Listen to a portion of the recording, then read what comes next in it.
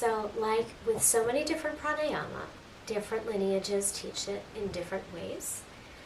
I have learned from my own teachers, and I'm going to go over Kapalabhati and distinctions within Kapalabhati.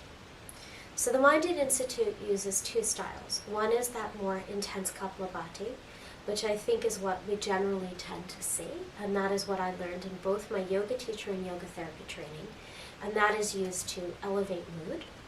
It's done at 60 pumps a minute or 1 pump a second. It's strong here.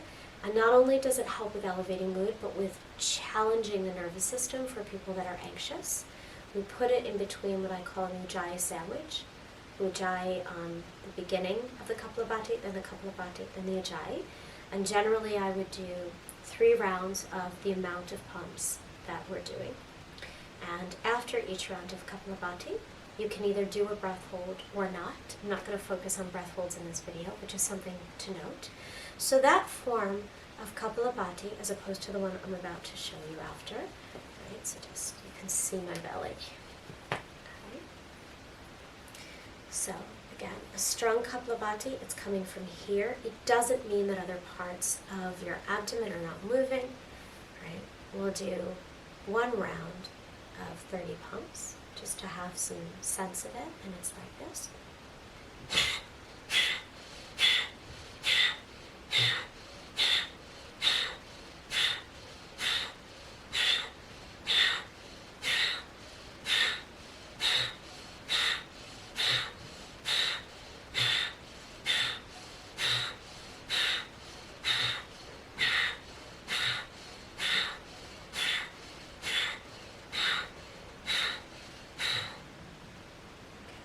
That would be 30 pumps. And you could either inhale, exhale, inhale again, and then exhale, or just inhale and hold. That would be up to you.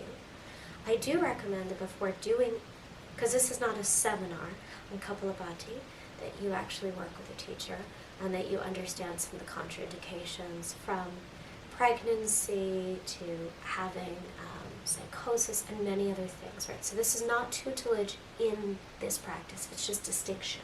This is really for people that already do the practice by and large. Now, the other form I learned from Dr. Robin Monroe. He is the founder of yoga therapy for the UK.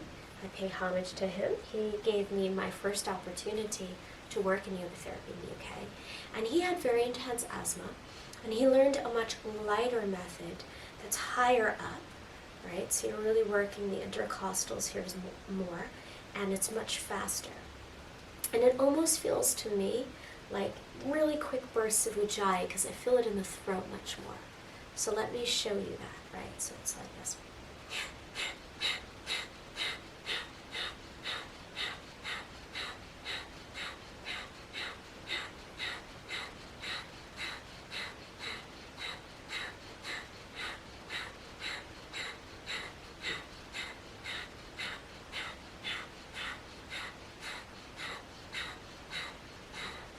And again, you can inhale, exhale, and you could either hold the breath in on the next inhale or follow it by an exhale. Now I only did 60 pumps of that, right, but you would do more. In 1 round, you would do about 120, which would take you 1 minute because you're doing 2 a second. Just to note that this light ujjayi should be safe for most people with asthma, but of course you do need more training. And in some conditions of asthma that are intense and very chronic, there are micro breaks within the alveoli, and so you won't want to do any rapid breathing. So it's always best to check with a health professional.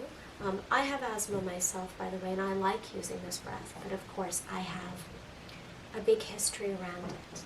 So I hope that distinction is useful, and we can draw on this 5,000-year-old history of yoga, right? I know probably some of the more modern iterations are much younger, and look at how we can work very specifically with these different breath practices based upon need.